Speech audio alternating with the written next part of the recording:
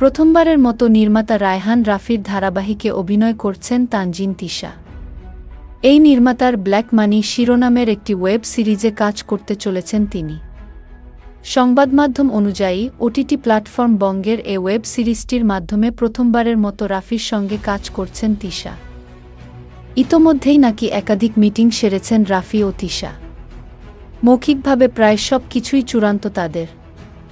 2-1 দিনের মধ্যে আনুষ্ঠানিক ঘোষণাও আসবে। যদিও রাফি বা তিশা দুজনের কেউই এখনও পর্যন্ত বিষয়টি নিয়ে মুখ খুলেননি।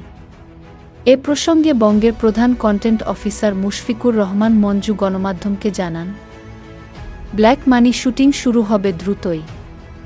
আমরা অফিসিয়ালি সব কিছু জানাব, তবে আপাতত শিল্পীর নাম বলতে চাচ্ছি না। তানজিন তিশা করছেন না জানতে চাইলেও এড়িয়ে যান তিনি। তবে জানা গেছে চলতি মাসের শেষ বা আগামী মাসের শুরুতে শুটিং শুরু হবে ব্ল্যাক মানির।